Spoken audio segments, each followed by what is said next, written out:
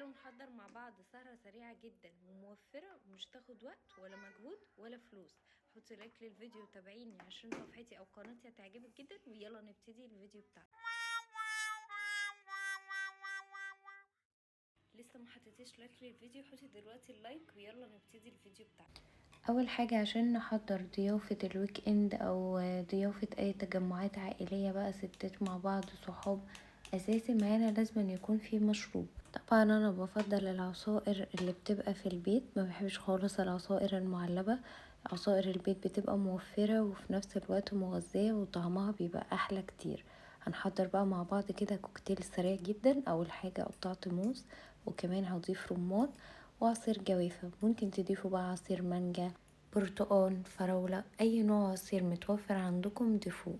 كمان هنزين الكوباية كده بصوص الفراولة. ممكن تستخدموا اي صوص تاني موجود عندكم، كراميل، اي صوص موجود عندكم بيخلي شكل الكوباية تحفة جدا. تحسوا كده ان انتوا بتشربوا عصير في مكان بره، مش عصير في البيت. طبعا احنا داخلين على الشتا، ممكن نقدم سحلب بقى، المشروبات الشتوية الحلوة ديت، حمص الشام.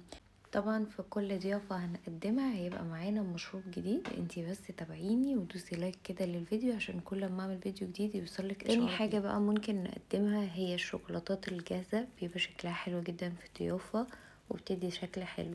لو حابة تعملي حاجات في البيت ممكن تحضري بسكوت القهوة، بسكوت بيمبو، اي بسكوتات سهلة كده وسريعة. طبعا بسكوت ال10 دقايق، في انواع بسكوتات كتيرة، وممكن كمان ان انتي تزوقيها بالشوكولاتة هيبقى شكلها حلو جدا. تالت حاجة موجودة معانا التسالي اللي بتبقى موجودة في المقلة، انواع اللب بقى، سوداني، المقرمشات، دي كلها حاجات تديكي شكل حلو. وفي نفس الوقت انتي لحد دلوقتي اهوت ما عملتيش اي حاجة صعبة، يعني هتحضري ضيافة سهلة وسريعة وفي نفس الوقت مش هتتعبي خالص. نيجي بقى للمجهود. المجهود فين؟ ان انتي تحضري بقى حاجة في البيت، مثلا تعملي سويسرول، كوباية جاتو، ديسباسيتو، اي نوع جاتو بقى موجود انت ممكن تقدميه، كيكة بالشوكولاتة، جاتو شاتوم. في انواع كتيرة جدا ممكن انت تشكلي كل ويك اند تعملي حاجة شكل.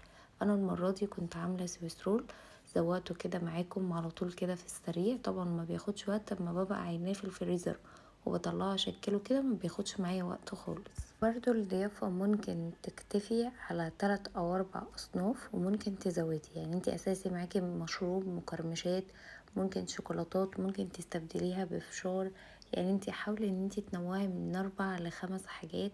حابة تكتري عن كده كتري، وبكده السويسرول يكون جاهز معانا.